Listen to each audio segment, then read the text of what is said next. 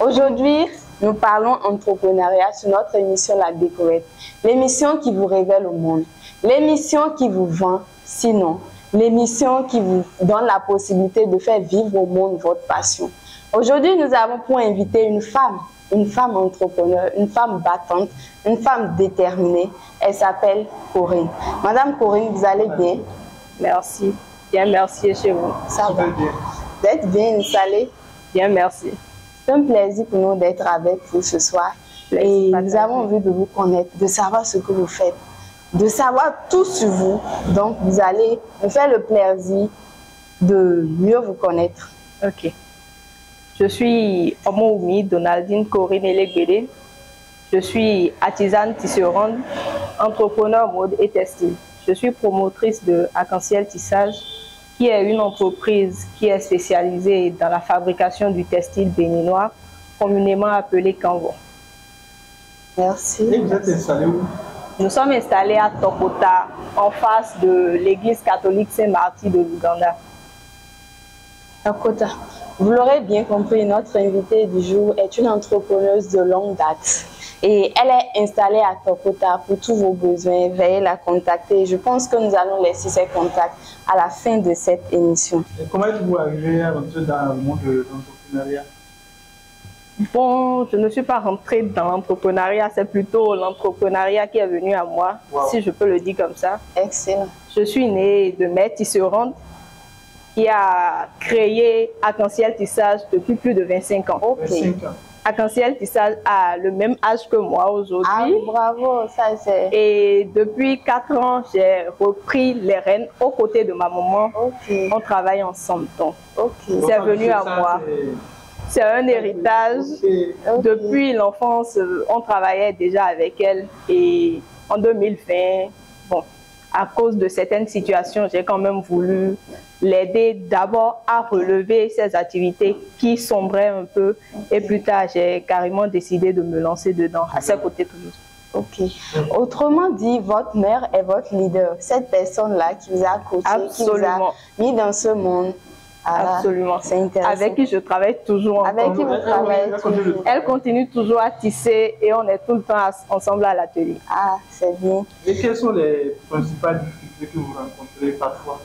Bon, nos difficultés actuellement, c'est la main-d'œuvre. La main-d'œuvre. Déjà. Ça veut dire que vous avez beaucoup de commandes, c'est ça? Bon, par la grâce de Dieu, on arrive à s'en sortir. Ok. Et on n'a pas du tout de main-d'œuvre parce que les jeunes n'ont pas envie d'apprendre, qu'on se le dit sincèrement. On a lancé 2 fois de suite une formation totalement gratuite dans le domaine. Et on attendait 10 personnes. Pour la première, on a eu 2 qui sont restés. Pour la deuxième, on a eu 2 encore. Donc, on n'a pas vraiment la main-d'œuvre et les jeunes peinent à s'intéresser à ce domaine-là. Vous l'aurez bien compris, c'est un patrimoine immatériel là. Un patrimoine immatériel que notre invité utilise pour vivre, mais qui n'intéresse pas les gens, qui est délaissé aujourd'hui. Et je pense que c'est l'une des majeures difficultés qu'elle rencontre aujourd'hui. Et si nous devons parler de vous et de tout votre parcours, comment vous avez commencé dans l'entrepreneuriat, qu'est-ce que les gens pensaient? Est-ce que là, elle se lance là? Qu'est-ce que ça va donner? Mais vous êtes là aujourd'hui. Qu'est-ce que vous pouvez nous dire en quelques mots? Certains de vos camarades ne disaient pas pourquoi l'autre c'est ça là, elle a choisi. Oui. Pourquoi c'est ça elle fait? Bon, déjà personnellement, je n'ai pas trop eu ça parce que déjà je suis du genre, je suis focus sur ce que j'ai à faire et je n'écoute pas les autres. Quand je commençais, j'ai été un peu comme la commerciale de maman. Et ses activités sombraient et avec les réseaux sociaux et tout, je me suis dit mais pourquoi ne pas lui faire un peu de la publicité histoire de l'aider à rebooster ses activités. Donc c'est comme ça que j'ai commencé. Il y avait quelques amis à moi qui m'aidaient avec les partages et tout. Et un jour je discutais avec une copine à moi et je devrais aller vers elle à Niamey parce qu'elle est à Niamey, histoire de chercher de petits boulots là-bas. Et je lui ai demandé s'il y a une école de tourisme là-bas, parce qu'après le bac, c'était ce que j'avais envie de faire, le tourisme. Elle me disait oui, mais tu fais déjà avec les Canvas, c'est toujours le même domaine. Pourquoi ne pas carrément booster ça et laisser tomber les études d'abord? Je dis ok, bon, je vais essayer. Elle me dit, bah, je te donne toute la journée. Tu crées une page Facebook, tu fais un logo, demain tu m'envoies tout, je t'aide à partager. Et dans la même journée, j'ai un ami, Yassine, qui m'a aidé à créer la page. Et le lendemain, j'ai discuté avec un ami à nous, qu'on a elle et moi en commun, en la production, qui m'a aidé à créer mon premier logo. Et c'est comme ça que tout a commencé. Ah. Autrement dit, est-ce qu'aujourd'hui vous regrettez ce choix que vous avez fait? Pas du tout. Je ne regrette pas du tout, parce que je vis de ça, ma famille vit de ça, je suis très fière de ce que je fais. Aujourd'hui, on me connaît grâce à ça. Je vais dans certains endroits où personne ne m'appelle même plus Corinne, on me dit Madame Convo à Canciel, on m'appelle comme ça tout le temps, mais moi ça me fait plaisir, je me suis fait connaître grâce à ça. Et est-ce que vous retrouvez dans ce que vous faites cette passion qui était pour vous de faire le tourisme? Comment vous arrivez à concilier tourisme et vente de Canva, si je peux le dire, fabrication et vente de Canva? Bon, je pense que quand je prends tourisme de Canva, c'est, comme vous l'avez dit tout à l'heure, c'est un patrimoine immatériel. Et pour moi, je me dis toujours, hein, je touche déjà à ça. Quand je vais quelque part et on me demande, mais qu'est-ce que tu avais envie de faire comme étude? Parce que parfois on pense que je n'ai pas étudié.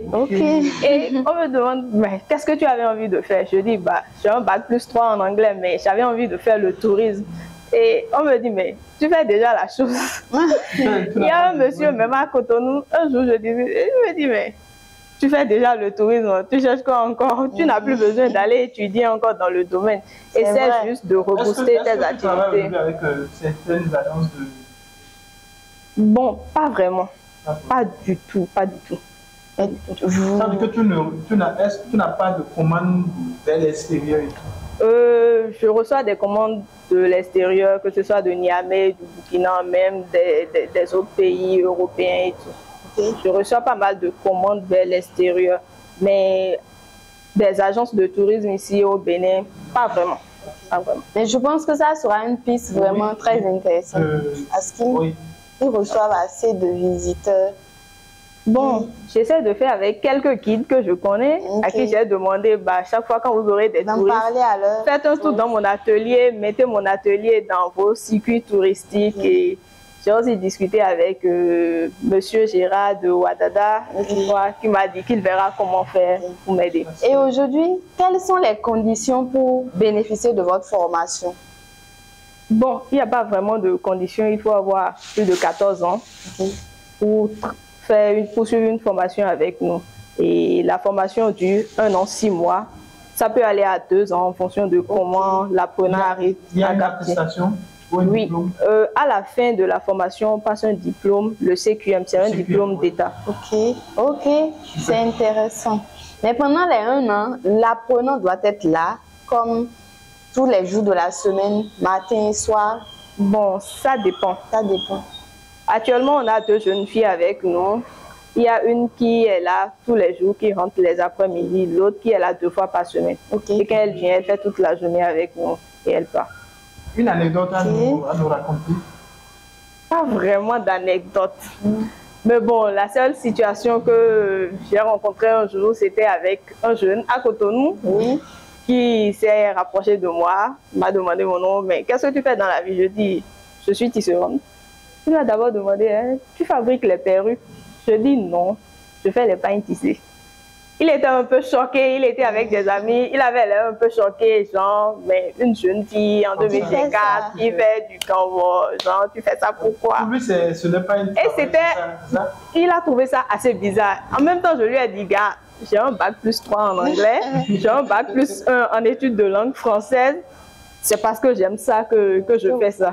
Et d'ailleurs, ça me rappelle un monsieur qui, il y a quelque temps, avait fait un post sur Facebook. Monsieur Noko Eric, il est styliste, où il disait, quand il va à certains endroits et qu'il dit qu'il est ailleurs, les gens le regardent bizarrement, de façon bizarre, qu'il aurait pu dire styliste, mais qu'il préfère dire qu'il est ailleurs. Mais quand il dit ça, on lui met une étiquette bizarre. Bon, bref, avec le temps, les gens vont changer cette façon de voir les choses. Alors, quel conseil pouvez-vous donner aujourd'hui à quelqu'un qui va vouloir se lancer dans ce domaine? Dans le domaine du Canva. Oui. Bon, il est le bienvenu déjà dans le domaine. Et aujourd'hui, avec notre cher président qui essaie de rebooster un peu le domaine, il y a aussi Monsieur Lolo Andoche qui essaie de rebooster un peu le domaine à travers un festival qu'il organise chaque 2 ans. Donc je pense que toute personne qui a envie de se lancer dedans a toutes ses chances. Et actuellement, c'est en forte promotion. Donc quelqu'un qui se lance maintenant, il a vraiment toutes ses chances de se faire un nom. Là, tu es habillé en local. Hein? En Canva. Ça, c'est toi, tu as fabriqué? Oui. Les colliers, c'est toi-même? Non, les colliers, c'est pas moi-même. Ce que j'ai sur la tête, c'est ma petite soeur qui fabrique ça. Elle est accessoiriste de mode. Vous faites aussi du perlage? Oui, on fait du perlage aussi. Ça m'amène. Et la tenue? La tenue, c'est du good luck mixé avec du canvas. Avec du canvas. Wow. Ça, c'est du canvas. C'est aussi du canvas aussi. Avec une bague que j'aime bien, Afrique. Merci. Et ça m'amène à vous poser une question. Est-ce qu'en dehors de votre passion qui est la fabrication du canvas, vous avez d'autres talents cachés, d'autres choses que vous aimez? Bon, est-ce que j'ai d'autres talents? J'ai tellement de talents que moi-même, j'arrive pas à exploiter. Déjà, je sais faire tout ce qui est accessoires de mode en pelle. Bon, je ne fais pas trop ça parce que ma petite soeur est carrément du domaine. Donc, elle se consacre à ça. Hormis ça, je fais en tout cas, je touche un peu à tout. J'ai quelques notions BA-BA en couture. Et je pense qu'à l'avenir, je vais essayer de faire une formation dans le domaine parce que au-delà du textile, je veux mélanger canvas et mode. Histoire de faire une marque d'accessoires de mode en canvas. Est-ce qu'aujourd'hui, si on te propose un salaire de 200 000, d'accord, dans un bureau, et ce que tu fais, tu prendras le boulot là? Les deux vont de pair. Les deux vont de pair. Oh. Je vais chercher quelqu'un qui va gérer là-bas. Je vais prendre les 200 000 là-bas. Trop de bien ne gâte pas la sauce, dit-on. Et qu'est-ce que vous attendez du peuple béninois en général? De nous? Qu'est-ce que vous attendez de nous? De la population béninoise, bon, j'attends qu'elle s'intéresse plus au canvas. Le béninois connaît déjà le canvas. Je dis toujours, je n'ai pas besoin de faire... Genre, c'est pas à moi de faire découvrir le canvas aux béninois. Les béninois connaissent ça déjà. Ce qu'il faut peut-être faire, c'est essayer de leur montrer mais tout ce qu'ils peuvent faire avec le canvas, parce qu'ils se disent que ouais, c'est juste pour les grandes cérémonies et tout, mais on peut faire tellement de choses, mélanger ça un peu comme je l'ai fait. On dit que c'est cher, mais tu peux prendre un petit coupon et mélanger avec tout ce que tu veux. Est-ce que c'est pas la cherté qui fait que les gens ne s'y intéressent pas vraiment? C'est pas la cherté. C'est pas la cherté. J'ai lancé promotion, j'ai dit 2500. Ils peinent à venir. Donc, c'est pas charité. Dans 5 ans, vous voyez où dans 5 ans? Dans 5 ans? Oh, je me vois où? En tout cas, dans mon atelier, dans mon grand atelier, et avec une marque d'accessoires de mode que je vais appeler Ibilé, qui sera une marque d'accessoires de mode fait avec du canvas. Ça sera des sacs et des chaussures, en tout cas tout ce qui est accessoires de mode. Donc dans 5 ans, je me vois encore plus high que je le suis. C'est normal. On l'a dit, elle est une femme ambitieuse et elle vient de vous le prouver. Elle aime l'argent. Elle aime l'argent. Donc elle a besoin de nous, elle a besoin de l'accompagnement du peuple béninois. Où que vous soyez, même si ce n'est pas un partage, un apport de clients. Voilà, je pense que comme ça, on pourra l'aider. Et Porte-Novo, vous êtes de Porte-Novo? Je ne suis pas de Porte-Novo, mais je suis porte-novienne quand même. Je suis quétoise, je suis Nago Yoruba, mais je suis née, j'ai grandi à Porte-Novo. Donc je dis toujours, on me dit non, tu n'es pas porte-novienne. Je suis porte-novienne puisque les porte-noviens. C'est le nom de Porte-Novo qui sera en haut. Voilà, ma soeur qui a quelque chose. Voilà, merci beaucoup d'avoir. Merci à vous. Ça fait on a et bonne chance pour la suite. Merci beaucoup. Oui. Merci. Bonne chance. C'est pas facile, mais vous en sortez facile. Merci pour l'invitation. Donc, vous pouvez retrouver Arc-en-Ciel Tissage sur Facebook. Le nom c'est Arc-en-Ciel Tissage. Sur TikTok aussi, c'est Arc-en-Ciel Tissage. Et pour nous contacter, c'est le 94 29 22 77 ou le 97 61 40 46. Merci. Et je pense que vous avez compris ce qu'elle a dit. Ensemble, je pense que nous pouvons y arriver. Les talents, il y en existe. il en existe beaucoup au Bénin. Et c'est parce qu'on n'a pas cette solidarité, on ne s'aide pas, qu'on n'arrive pas à s'en sortir. Et donc, c'est le moment, surtout nous, la jeunesse, de nous tenir par la main et d'y arriver. Et évoluer ensemble.